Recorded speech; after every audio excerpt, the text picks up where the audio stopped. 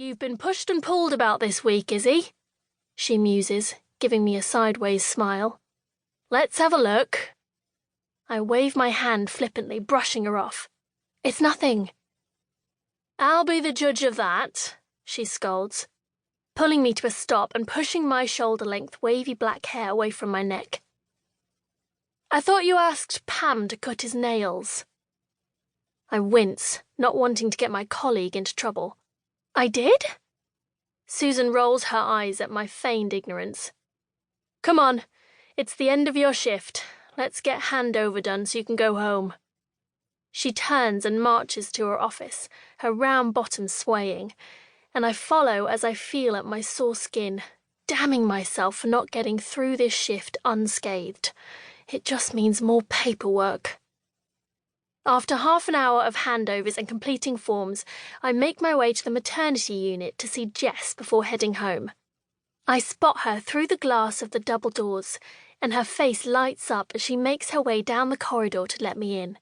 Her blonde curls are pulled back into a tidy bun, with a few wayward strands poking out here and there, indicating that she's well into her shift. She pushes the door open and ushers me inside, and the sound of wailing babies hits me from every direction. Jesus, there's some serious lung exercises going on tonight, I say on a laugh. My best friend nods her agreement and wipes her hands down the front of her dress. She's a midwife, and a great one. We met at college and have shared a flat since we were 18. She is literally my only family. There must be a full moon, Jess says, her eyes landing on my neck. Wow, that's a bad one.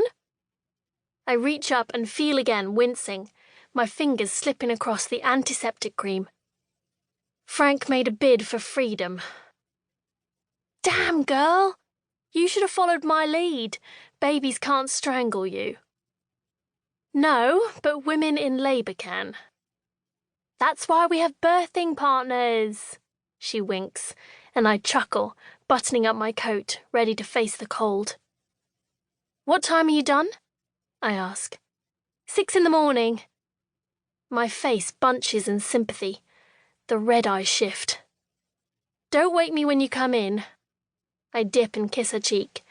Just as an almighty bellow rings through the air, a woman in labour screaming to high heaven.